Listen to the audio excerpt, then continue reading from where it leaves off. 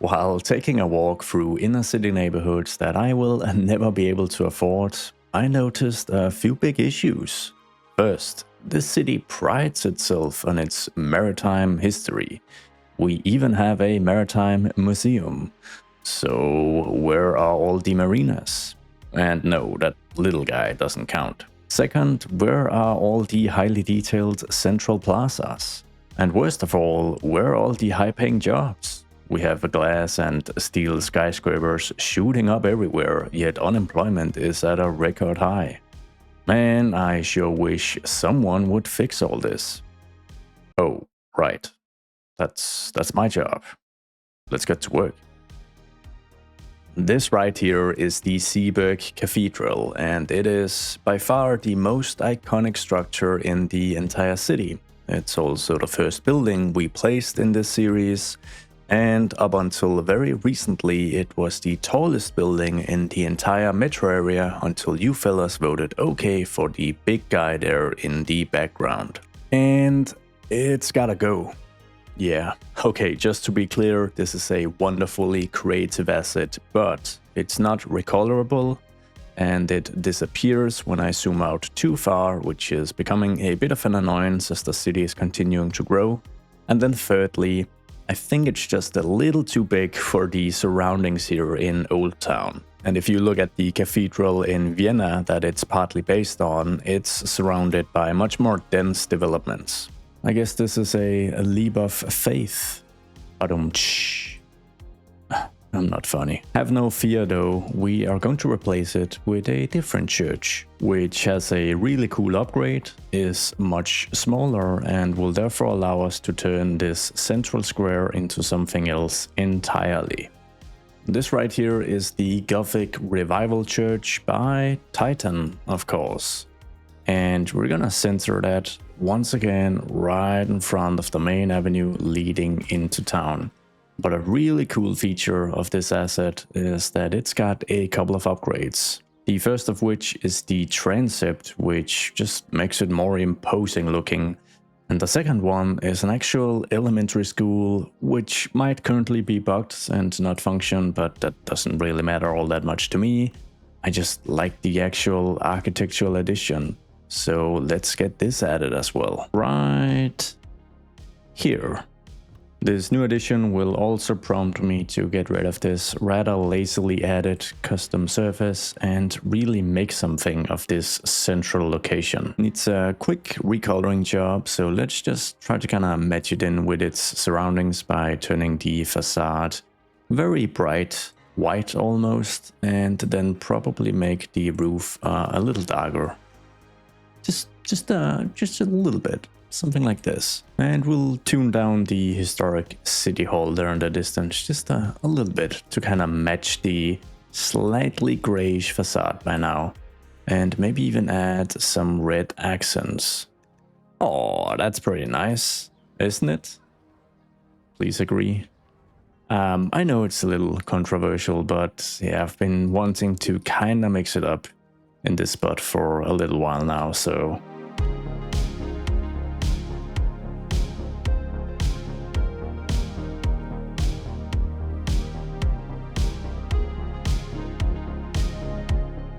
Okay, so a couple of quick observations. I decided to add some Oldtown themed assets, and I think that was a good idea. I think architecturally they're not too far off compared to the actual church and the school. And then second, I don't mind all this green space. Now obviously this lot needs quite a bit of detailing, but just kind of zooming out, a bit of green space was probably missing from Oldtown. Third observation though is the color scheme. Yeah, I mean, it's just a little too drab looking, so we might try something else entirely. So I am going to snap my fingers, showcase an alternative, and I'd like your feedback on which option we go for. What do you reckon? Is this better? I feel like it might be a little better, but it also kinda stands out now. The reason I went with the very dark roof tiling here is I want to utilize this brown maroonish color for the church asset. But then it just gets kind of weird if the roof tiling is also brown, reddish, or maybe it doesn't. And this is the look we're going for. Yeah, I just quickly changed up the roof texturing. Suddenly blends in a little better with the surroundings. Let me know in the comments. Anyways, we're quickly getting hijacked by a slightly functional issue. The Zeeburg wind farm is under capacity, so Neuville, actually it's Zugwald, a cheap public housing unit, is without power. That's not great for our image. It is, however, a super easy fix. Just gonna add a couple of these boys. So with the energy crisis masterfully solved, it's time to add the very first proper marina here in Zeeburg, utilizing one of the coolest network assets I've ever seen. So it's gonna be a lot of fun. Now I say the first proper marina because technically we have some recreational boating facilities here in the old harbor, in the heart of Oldtown, and I don't even know what this is. Yeah, this is not an example of great detailing. We also have a tiny pier here on the outskirts of Neuville, so nothing proper just yet, but that is all about to change. And I think this cove here in between these two fortification triangles would be a super fun location. We'll start with a super quick cleanup and just a tiny bit of terraforming so all the boats don't run aground.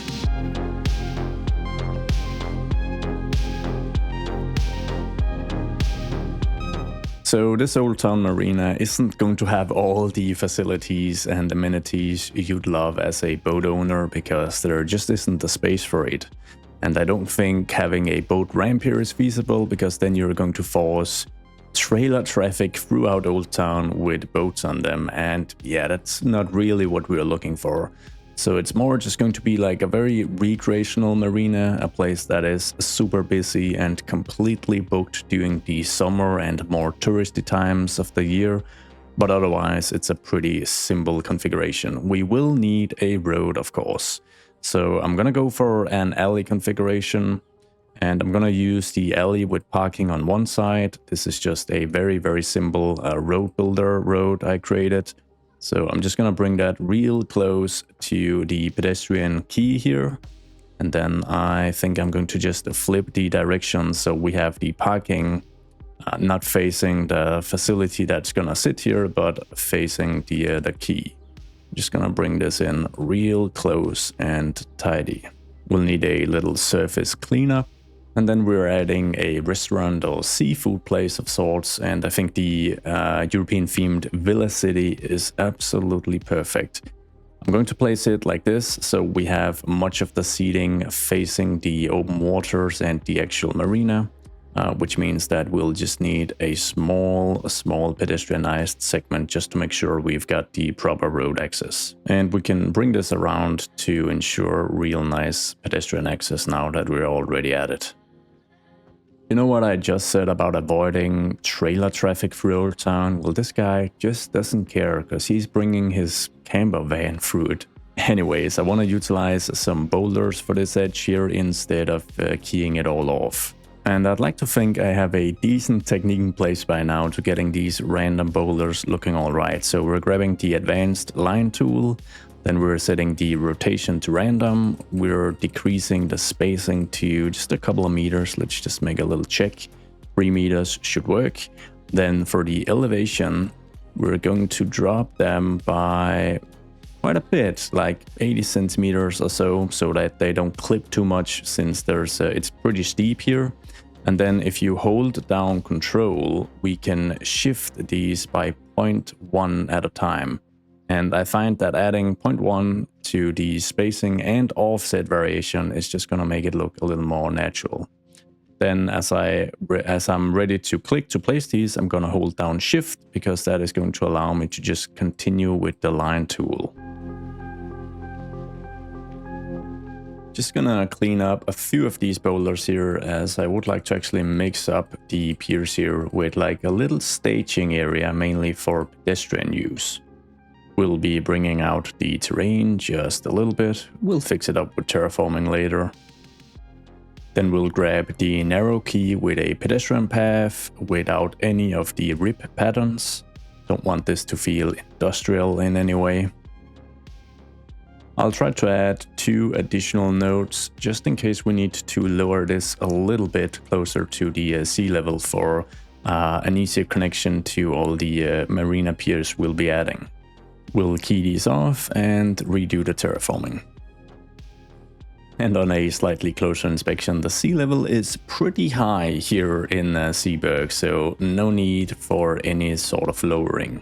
I'll just add a quick extension to this brown pavement surface to this new road here for better tie-in with the overall theme. And then we're getting to the real magic through the Marina networks. Alright, so we've got 3 Marina pier networks. The first one, as the name implies, is an empty segment. Nicely used for the, I guess, the inner part where you just expect people to walk, and which you can then use as like a staging area to branch out the one-sided version. And look at the magic happen. Boats are automatically added as we drag this out. Or you can utilize the dual side network, which as the name implies, I mean, it's technically not the name of it, but you get the idea. Just look at this magic. This is wonderful. As with any other custom network, they can be a little finicky to get in place. So what I'll be doing is map out the overall layout way out at sea, out here in the actual bay, and then utilize Move It to kind of just nestle or nudge them into place, hopefully without any issues. Without further ado, let's get cracking.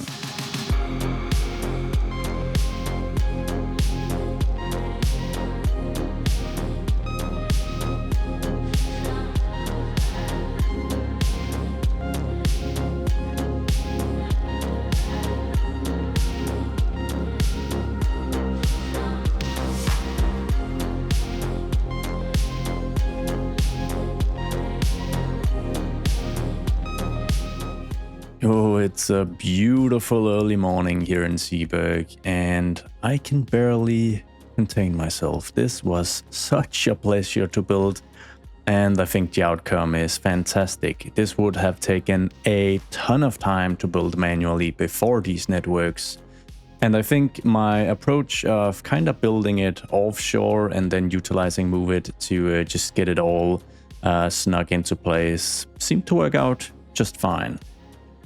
Awesome. Oh, I'd almost forgotten. They come with a bit of night lighting as well. Now, I have squeezed and moved segments in weird places, so if it's a little wonky, yeah, it's not super consistent in here, then that is my fault, not the actual networks, but oh, just look at this. Fantastic. Just marvelous.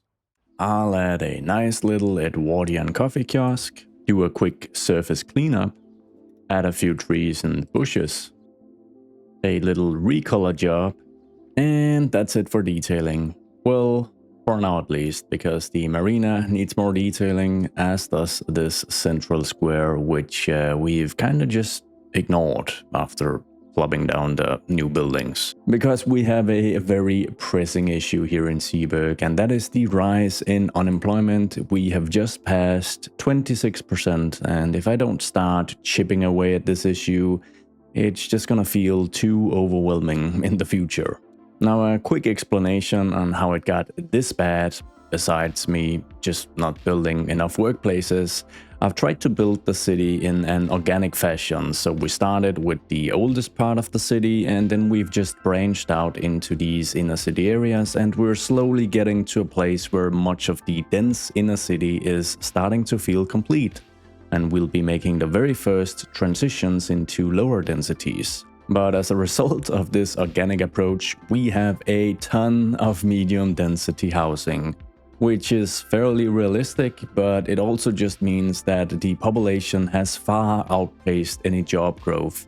and my attempts at adding office clusters throughout hasn't really helped all that much. What we need, ladies and gentlemen, is industry, and lots of it, but I don't want to commit to building a fully fledged port just yet, because that really deserves its own full-length episode. So we'll be building 2 generic industrial expansions, and once again, in contrast to the detailing bits we'll be doing, my attempt here is going to be getting the most done with the least amount of effort, which basically translates into master planned industrial districts with large, easy to navigate roads in a very simple grid pattern and in close proximity to highway infrastructure. And I'm kind of trying to nudge you all to look at this plot of land, because I think this is the perfect first location. We'll start by upgrading this basically to a proper 2-lane highway. Then we're gonna grab this very wide road builder alley made to accommodate truck traffic, and we're just gonna draw out a massive segment at a 90-degree angle, and it's very much gonna be the base of our grid layout. To maximize zonable space, we're gonna move 6 tiles in from the nearby expressway, and we'll do the same within the actual grid so that we've got 12 tiles in between these segments. Just gonna pause it right here before we map out the remainder of the road layout on this massive plot of land, due to a couple of considerations. The first one being this rail track here. So in the previous episode, we pretty much designated this as freight rail. It makes its way through these dense districts down to the Kesselfeld industrial port.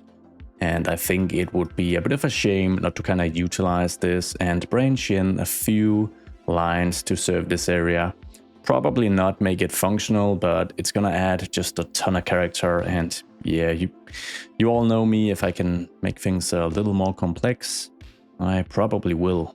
An additional consideration will be service coverage, because we are seeing quite a few garbage pile-up notifications throughout much of the inner city. So my guess is that the Zeeburg North Waste Center is at capacity.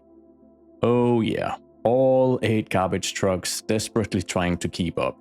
So I think we definitely need another installation over here to kind of offset some of the demand that this waste center is trying to handle. And then thirdly, we need to consider potential signature buildings as well. I'd like to place down the athletic wear factory, and it is very sizable. The same can be said for this pharmaceutical plant. So I probably need to get these in place before anything else. We'll start by placing down the athletic wear factory, as it is probably going to be the biggest asset we're going to use here. And we're also going to let it define the road grid on this side of the 2-lane highway, or national road is probably a better way to describe it, which also means that we'll have 2 grids intersecting at different angles, which is going to make things more interesting despite it being pretty boring grids. Then I'm planning on having the freight rail tracks run behind the factory, snug right up next to the highway before it kind of branches off into the industrial side. But before we get that far, I need just 1 additional road so that I can place down the pharmacy, or rather the pharmaceutical factory, I guess it is. And getting this placed, I'm kind of hopeful I can place 2 of these, just kind of squeeze them into each other. Let's just try. It's hopefully just gonna make things a lot more interesting and bump up the job count a little bit. Although I don't know how many jobs these signature buildings even contain. Sometimes they can be a little disappointing. I mean, except for needing a bit of love with the better bulldozer tool, it's not half bad. I just don't want any of the parking spaces to clip too much. And then we've got some good old sea fighting here with the roof textures. So to solve this, I'm just gonna grab one of them and just lower it by 1 click. There we go. You know we're building this to solve a job crisis, right? Well, 37 employees. This guy, 179. I mean, it's better at least. Oh, it's got an upgrade. Please tell me that adds more jobs. No.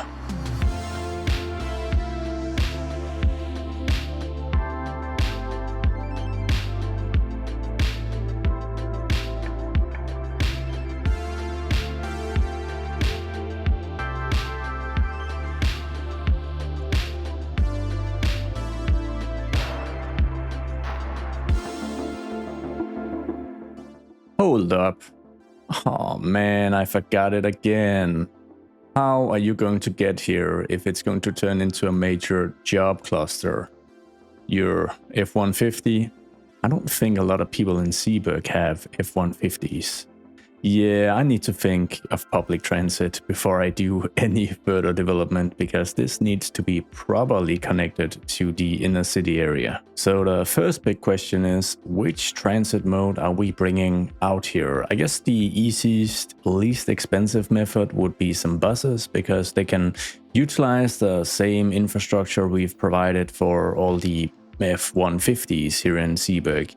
But that's also a little boring and not really all that complex. No, I think trams would be fun, because we've already got a stop here in Wilhelmspark, and we could bridge this across the highway, which is slightly sunken, move across here, maybe utilize one of these really cool elevated stations I've grabbed from PDX mods. And I've also grabbed the amazing Better Transit View mod, which, yeah, let me just enable it. Just look at how clear this overview of Zeeburg's transit lines is. We can filter for different transportation types as well. We can enable a gray map so that it's super legible. Yeah, this needs to be added to the base game, because yeah, I didn't know how much I needed this. Anyways, this gives us a very clear outline of the current route of the CTN1 transit line. It stops at the Zeeburg oh, I was just about to say cathedral, which would have been a bit of a Freudian slip, I guess. Yeah, sorry. One stop at Zeeburg Church, another stop in both directions in Alexandria, and another one in Carlsbridge before terminating at Wilhelmspark. So we've already got a stop that is like pretty close. It's got some wonky infrastructure to navigate, but that's where the fun comes in, because this station should be pretty fun to use. Elevated, median, light rail or tram station. Oh yeah. Now it's pretty tall in terms of elevation, so we're gonna do something funky here. First, we're gonna try to align where we can imagine the track to kind of branch off and start its elevation process. Yoink. Then we're going to grab it with Move It, and we're gonna lower it, because yeah, as you can tell, it's pretty tall, and I can't have the most insane gradient leading up to this. So something like this, and then just a tiny bit of terraforming.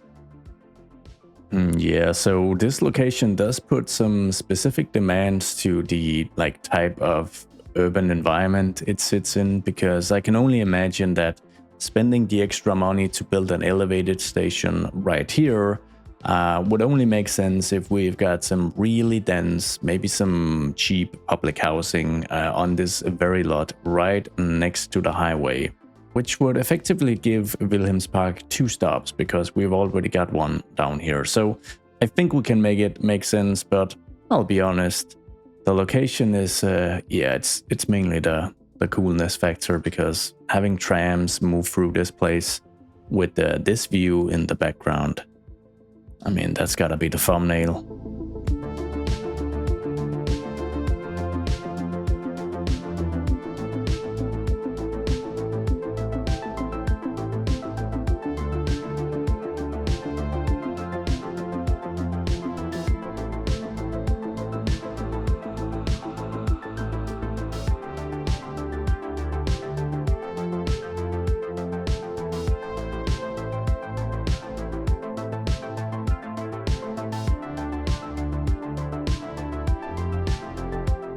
You know that situation where you set out to fix an unemployment crisis and add a ton of new job opportunities, but then your fingers just kind of slip, you just kind of slip up and whoops, you've got a high density residential district, adding even more people to compete for even fewer jobs. No, you haven't tried that? No, okay.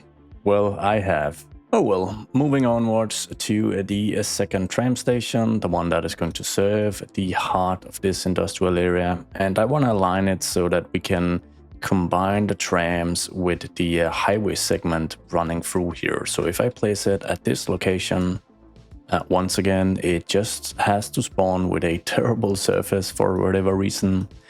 Then I'm going to grab this very cool road builder configuration I made a while ago, and we're gonna upgrade this segment here so that they kind of merge, which I think is gonna look pretty nice. So something like this.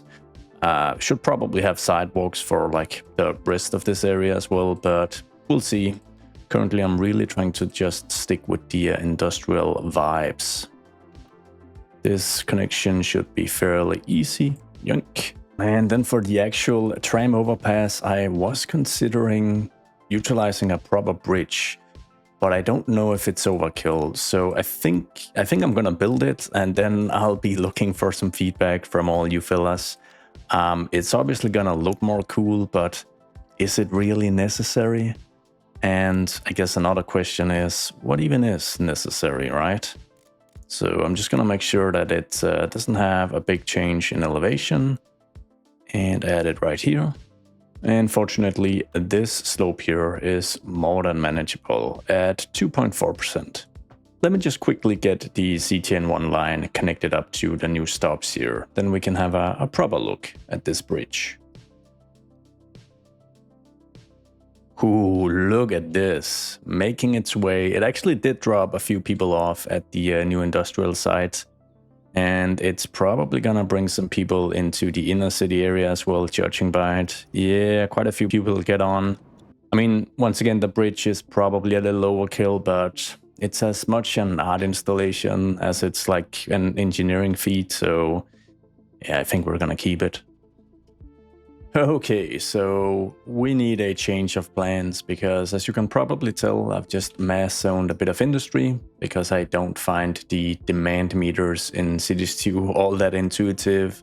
And it turns out that I don't have nearly as much industrial demand as I thought, and most of it was for warehouses, which don't have any jobs for whatever reason, which means that this area will have to be a mixture of warehouses, industry, and commercial lots, which isn't terrible because you've got plenty of commercial establishments like car repair shops or places where you can buy, I don't know, tiles for your kitchen, mixed in with some light industry or light manufacturing. So we can pull this off, but yeah, it's gonna look a little different than I initially planned for. Oh, I almost forgot. Waste management, and I don't want to have to think about this for a while, so let's go big with the industrial waste processing side. We'll need a road cleanup.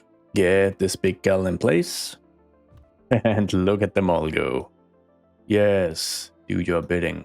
We're gonna be mixing Joe's industrial plubbables, these awesome, super generic looking industrial assets that are actually functional even though they just look like props.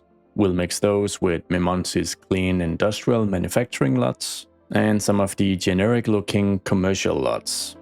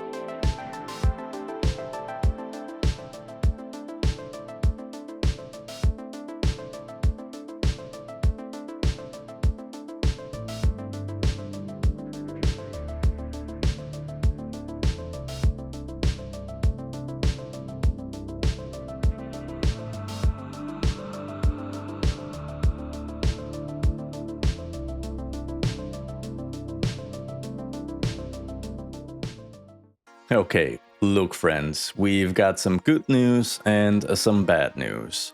But before I get to that, let's just take a quick tour of the district, which I've named Ferdinand. So, the eastern portion of Ferdinand is dominated by freight and cargo industries, and I think it turned out pretty well. It has a very traditional industrial vibe.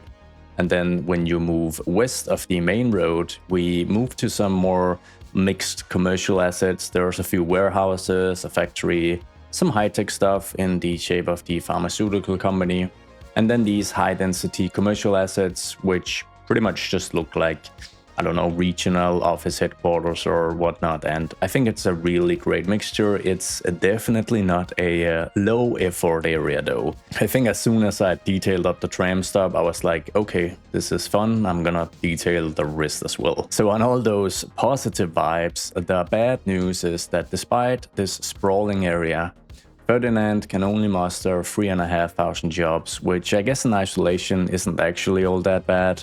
But I mean, it means our unemployment rate is now sitting at 20%, and while a 5 or 6% drop would be good for most politicians, it's not great when you drop it from 26 to 20. The good news, however, is that I've just enabled a mod which might just solve this issue for us without needing us to place down any additional buildings. And it might even make traffic and the entire simulation of the city much more realistic. The mod in question is called Change Company, and it allows you to do just that while also allowing you to enable some custom production balance changes to the simulation. My main interest though is the mod's ability to manually increase workplaces on specific buildings. So I'm going to enable this one, so that we keep any workplace overrides we enable, and then we're gonna have a look at some of our office districts in particular. Because one of my main issues with Cities 2 is how job count and resident count is calculated, and you have this weird mix where for many of the residential buildings, the count is probably just a little too high. This building right here apparently has 18 apartments. Now that would be all right if the job count in most buildings, especially office towers, were upscaled to actually match that additional resident demand. But on the flip side, it's downscaled, massively downscaled. And this building is a great example. 58 workplaces. I mean, that's like you've got 2 employees for each floor, man. That's just insane. And it means that this entire high-rise cluster built during the 70s and 80s right next to the rail yard is 1,300 jobs. Realistically, one of these skyscrapers could have 1,300 positions. Now, I'm not going to change it to what I think is a realistic value, because that is probably just gonna completely wreck traffic throughout much of the city. But I am going to change it dramatically. Like this structure here, and mind you, we have 2 prop versions we have to account for as well. 67 people work here in this tower. A more realistic count would probably be 677. So I can move in and say 677 and just hit apply. Yoink. And the additional job stock is basically added to this building, and as I speed up, you'll see people start getting hired. So I'm just gonna quickly move through and do this for a host of office towers, and once again, I'm not looking for fully realistic figures. I'm just gonna bump it up so that it is a drastic increase, and then we'll see what the overall impact of our unemployment is from these changes. So I think we can safely bump these 2 towers to, I don't know, 255 employees each. This guy is going to be 310. And this one isn't actually all that bad, but that makes sense because for one reason or another, the Chinese-themed high-density offices just seem to be slightly better adjusted. So I think 310 is just going to be fine for this, which isn't all that much of an increase. We've got this absolutely chunky boy of a signature building with 37 jobs and a prop version next to it. No. This could easily accommodate 750 people. Antoinette houses the second major skyscraper cluster here in Zeeburg, so I'm expecting a pretty radical change to the total employee count, which is currently 2009. Haven't changed all the buildings here, but we've added nearly 1400 jobs so far. Okay, so I haven't checked the total figure just yet, and I didn't exactly excel at the high school math, but I would guess that we're below 10% now. We're below 5% even, with more room to spare. Oh, that is nice. Now I have read some reports on the PDX mods page for this mod that the settings might randomly reset, so we'll have to monitor over time, but hopefully it just kind of sticks now, because that would be fantastic. Okay, so with unemployment now... Oh, that's an airplane. With unemployment now seemingly fixed, I don't feel half bad about diving into a bit of heavy detailing. Once again, we've got this central square in Oldtown, and it needs a bit of love. So let's do a quick cleanup job. Get rid of a few of these props here, just so that we've got a fresh slate to work with. I'm gonna get rid of a few surfaces as well. Nothing crazy, because there are some things here I actually like this gravel situation. My overall plan for this area is to dedicate this portion to a market. So you'll have like secondhand goods, maybe fresh fruit a couple of days a week, some food stalls, a bit of outdoor seating, stuff like that. And then we need some kind of focal thing here in the center. I'm thinking a large fountain of sorts, and then just a bunch of beautiful flowers and bushes to kind of create like an urban flower garden. A quiet recreational space. My surface of choice is going to be this natural cobblestone, and I like it because it's pretty bright, so it adds quite a bit of contrast to the maroon and red textured buildings. But I also like it because it's very chaotic, so I can kind of map it out in any direction I want. I don't have to care about that because it's not a professionally laid down tile.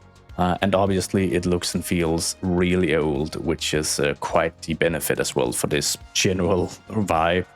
We'll get the fountain placed really early on, just to kind of get a sense of the scale of things. I think the placement is just about right. Yeah, I say that, then I immediately grab move it. I feel like move it is making me a more lazy initial plumber, I guess. I think the second part is just mapping out the surface a little more to like give a better idea of like how we're gonna segment and compartmentalize this area. Yeah, so the word is probably compartmentalize, and I'm not even sure you can use it in this context. Language barrier.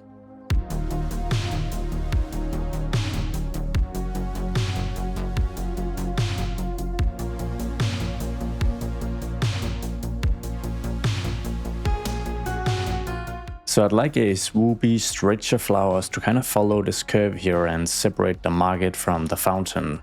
And I think the easiest way to get this right with the surface, instead of just trying to eyeball it, is to use some sort of pavement path, this one being the vanilla one, and just see if I can kind of follow the curvature, something like this.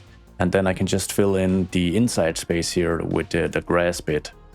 I'll just quickly add an additional pavement segment just so I can ensure a bit of symmetry, and then I can see that I need to just grab these two buildings and move them forward a little bit, probably angle them a little bit as well.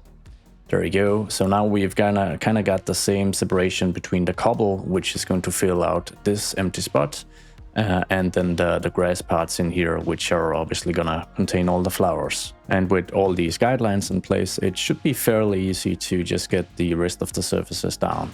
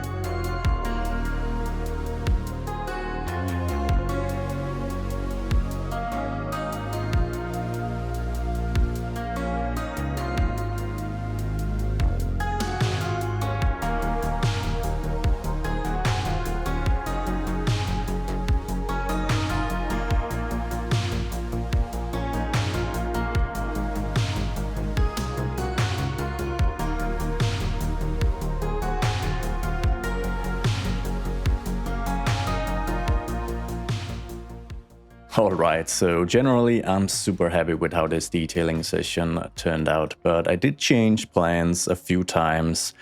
The most notable change is probably that I omitted the street food area, the marketplace.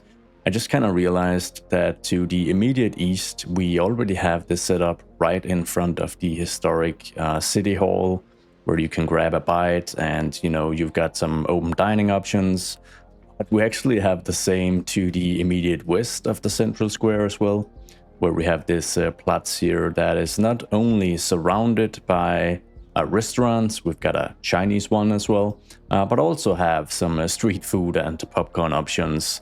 So I figured, yeah, maybe I should just keep this place just a little more open, a bit of fresh air, I guess.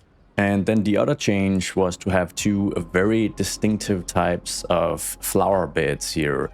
So we've got these well manicured, nicely tended to in all kinds of colors and whatnot. And then we've got other segments, like the other half basically of this large lot, which is pretty much just overgrown. So in Denmark we have this term called vild med vilje, and it basically means wild on purpose. And it's this super crazy radical idea that every inch of grass probably shouldn't be tamed to eradicate all biodiversity. Like, you can make things grow or just let things grow, and the bees are gonna thank you for it. So with the bulk of detailing of this central square now being sorta complete, we can always iterate on it in the future. I think it's time to implement a bit of your feedback.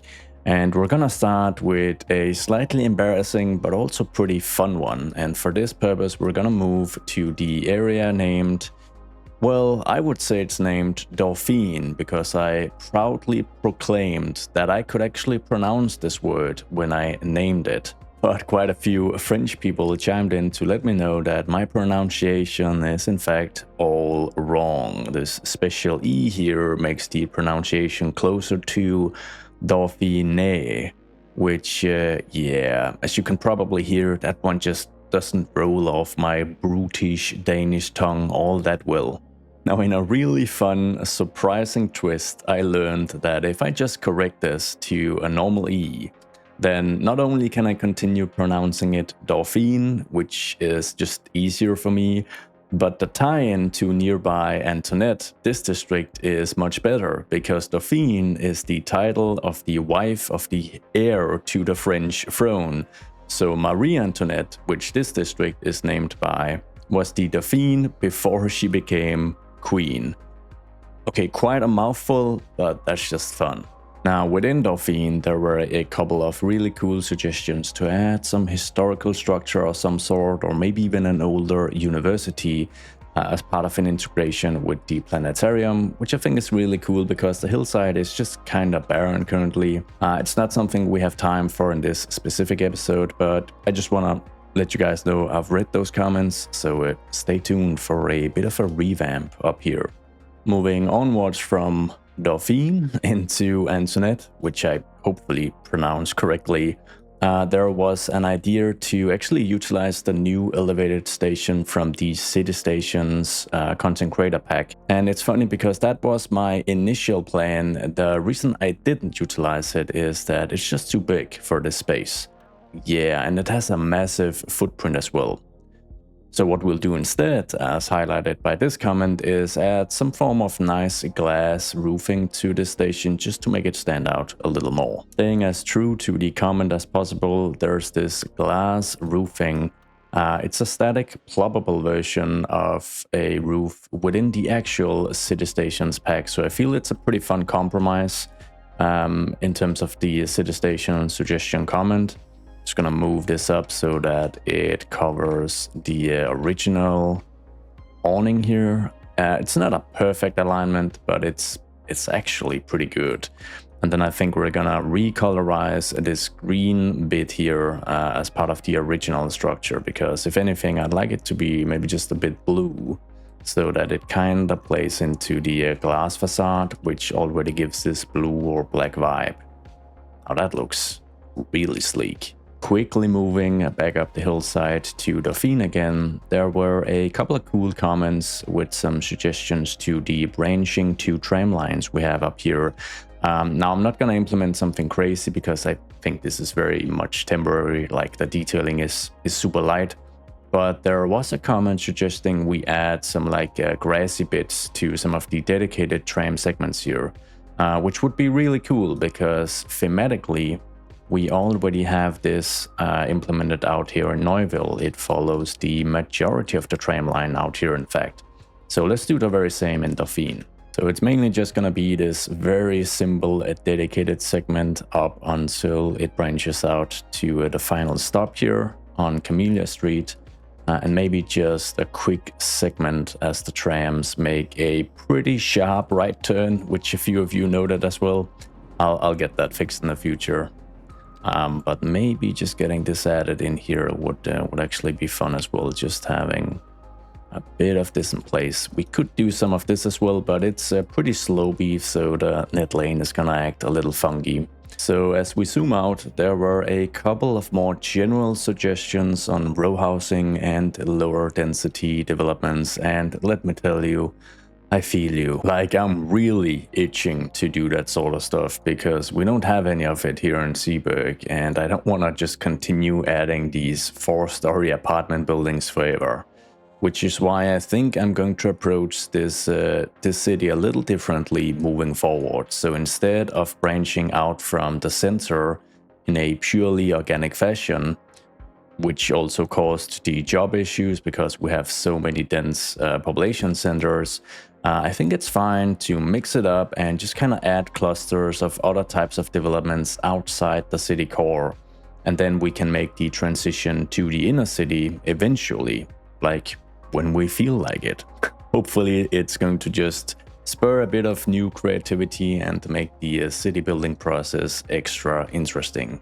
And I hope you guys will enjoy that approach as well. Yeah, I guess it goes without saying that I appreciate all the wonderful feedback and all the cool suggestions and input as well. It really provides new perspectives on things I've already built and where to go next, where to move forward. So keep them coming, and as always, thank you guys so much for watching. I hope you will enjoy the final cinematics, and until next time, bye bye.